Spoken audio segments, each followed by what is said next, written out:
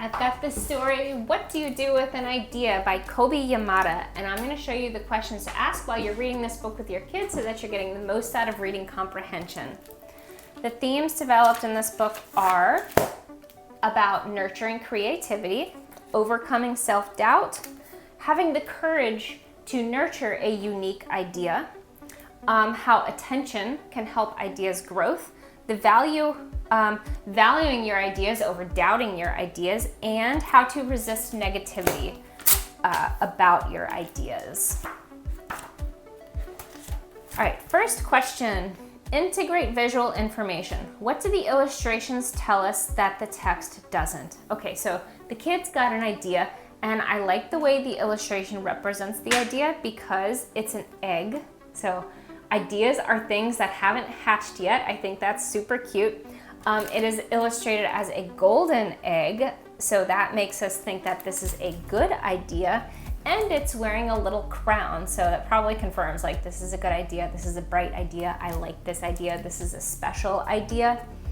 The illustration represents so many things about an idea, the unrealized potential, the specialness of it, the glowiness of it, the brightness of it, just in this little egg illustration.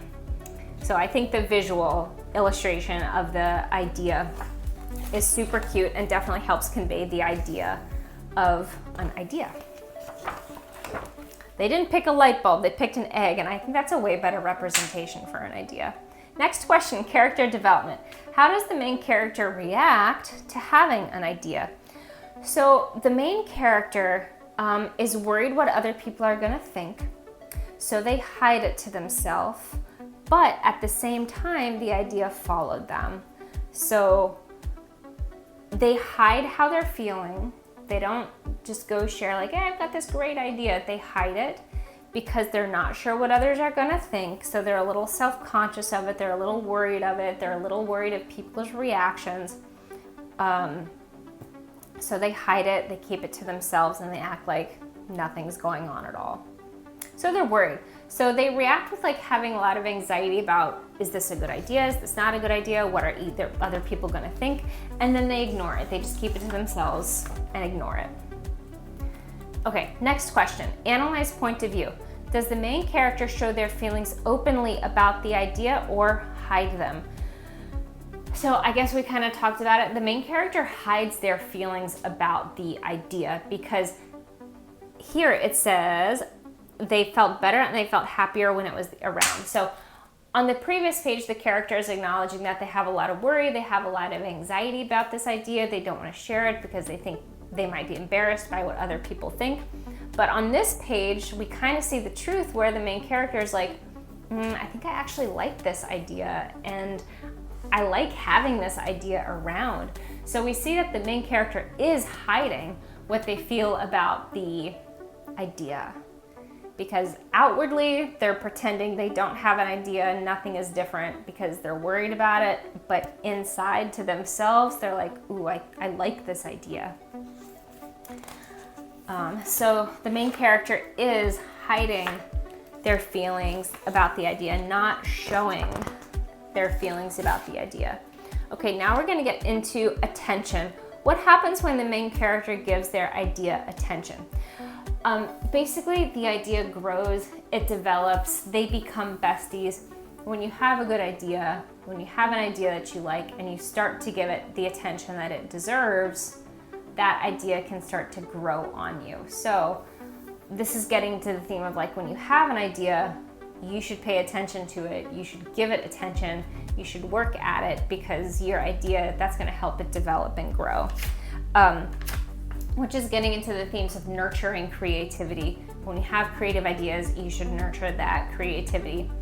And how attention can help ideas grow. All right, so we want to overcome self-doubt. We want to have the courage to have that unique idea, the courage to nurture that unique idea, to value the idea over the doubt that people might have in the idea, to help nurture it and help it grow. All right. Jumping forward. Next question, character development. How does the main character react to the doubt and negativity at first? Okay, so they show their idea to people, and the people say it was weird, it was a waste of time, it would never become anything. So now the character kind of has a new problem because they've shown their idea to people, they've given their idea attention, and now they've brought their idea out in the light, and they're kind of being shot down. So how does the character react to the negativity at first? They actually think about giving up. So they are definitely impacted by the opinions and thoughts of others, losing their courage to develop and nurture their idea. But eventually they do come around and believe in their idea and decide that they don't want to listen to the opinions of others who were negative and thought the idea was bad and would never result in anything. So they're definitely impacted by the negative thoughts of others, but they persevere. Next question, character development. What was the turning point for the main character? When did they realize something new? So the character realizes, it literally says, but then I realized, what did they really know? This is my idea. So the character thought, like, nobody knows my idea like I do because this was my idea. I've been thinking about it. They haven't been thinking about it. I know what's best for my idea, and I'm going to persevere and continue to nurture my idea, and I'm going to feel good about it. So we're getting into the idea of having value for your idea over doubt for your idea, and resisting negativity that others might have towards ideas, and kind of persisting, having the courage to develop a unique idea, nurturing your creativity, and kind of just like trusting your own process. All right, so the idea grows. Next question, interpret words and phrases. Are there words or phrases that seem surprising or fancy? What do they add to the story? So there's some fancy language on this page that a kid would probably pick up on. It says that they built their idea a new house. The house has an open roof where the idea can look up at the stars, a place where it could be safe to dream. Now, does an idea need a house? Would you build a house without a roof so that you could look at the stars? Can an idea dream? No, none of this can happen. But metaphorically, what does that mean? That simply means that the kid is giving their idea a place to breathe, a place to live, a place to exist, a place to grow, be nurtured. So that is the fancy language of this building a house for an idea. So it adds to the story, like, what does it mean to really nurture an idea and really give attention to an idea? You don't literally build it a house. All right. Last question for the story, central idea. What lesson, moral message does the main character and reader learn through the story? So we learn the importance of nurturing creativity and overcoming self-doubt when we have an idea. When ideas come around, we should nurture them because ideas come from our creativity, and our creativity is important. Even when we feel some self-doubt about what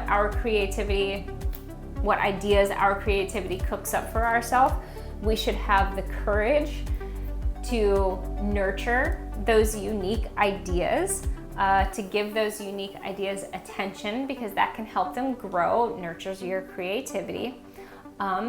If other people have doubt or negativity about our ideas, but we still believe in them, it is good to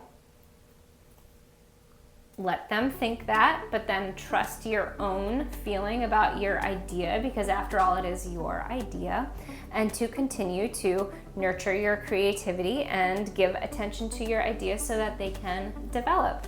And that is What Do You Do with an Idea by Kobi Yamada.